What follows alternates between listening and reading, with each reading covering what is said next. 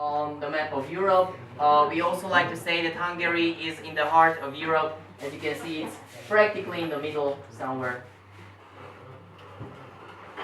We are bordered with 7 countries: Slovakia, where we are from, Ukraine, Romania, Serbia, Croatia, Slovenia, and Austria. As you probably know, I have talked to most people about it. Hungary was before divided into a much smaller country. It lost like 60% of its territory in 1920 after the First World War. And so most of the countries very close to the Hungarian border, there are many Hungarians. So we also like to say that on most parts we border with ourselves, because there are also Hungarians. This is our national flag. As you can see, red, white, and green. Actually, every single color means something. They have their special meaning. I don't remember at the moment, but you can maybe look up on the internet later. Okay, this is the coat of arms. It's very similar to the Slovak. They actually took the idea of the coat of arms. Here we call it the Arpachau. What you see on the left, it was the first house of kings.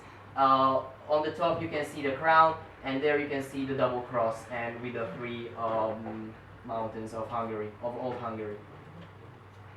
Here you can see some basic data. The area is over 90,000 square kilometers. The population is almost 10 million.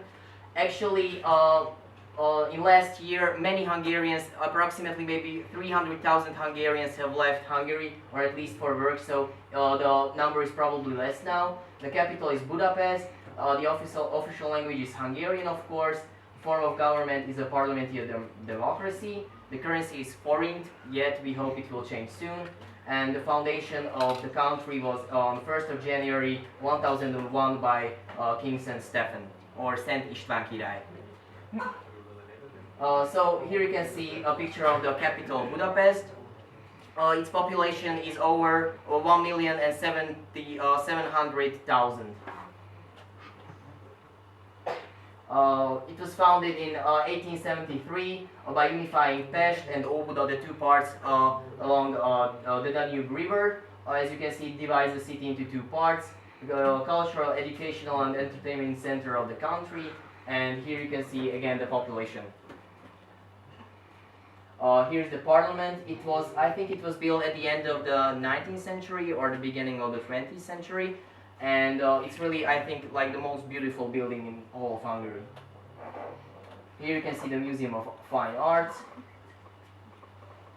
This St. Stephen King's Basilica. It's also interesting. Actually, his right arm is preserved, mummified arm of St. King Stephen. And usually on this day, they take it around. It will be a big celebration around Budapest, and then they take it back there. If you go there, you can see it for yourself, the right arm. This is the Hero Square, the chain bridge. It was built also, I think, in the 40s of the 19th century.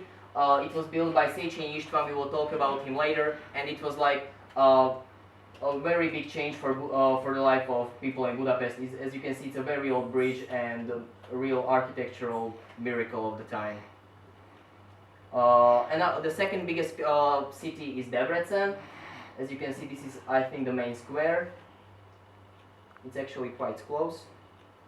This is Szeged, Pécs, Eger, and Nyíregyháza is really close, and I think most of you have already visited Nyíregyháza.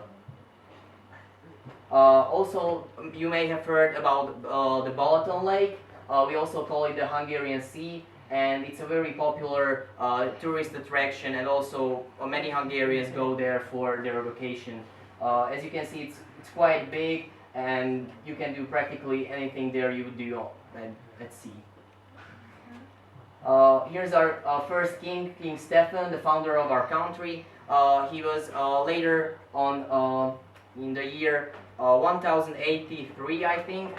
He was made a saint on the 20th of August, and that's why this is a holiday partly.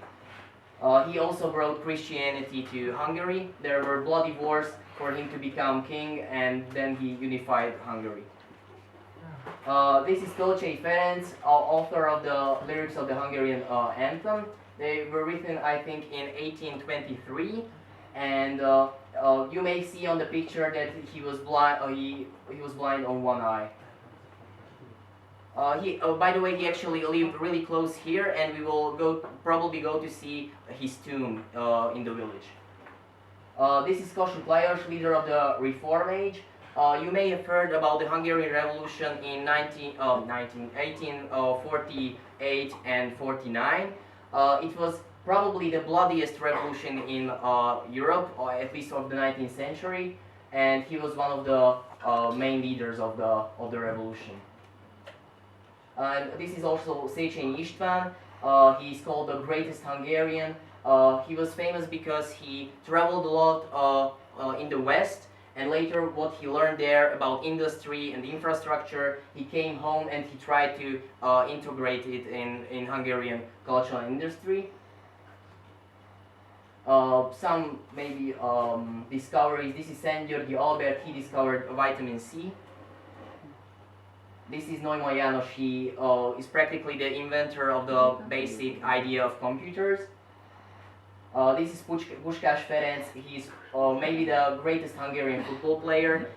When he died recently in 2006, there was a really like a big when they buried him. There were many people. It was on television. You may have seen it then.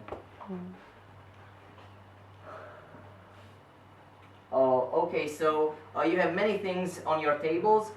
We usually call these foods and everything Hungarikum, especially the food and the drinks. For example, one thing you have is the Túrórudi. Túrórudi is the name of chocolate bar which has been popular in Hungary since the 1960s. Inside the bar there is túró. It's something like cheese. It's made of milk. You can taste it later. You will probably know the equivalent of the word in your own language after you taste it. It's really good. It's like probably the most famous product.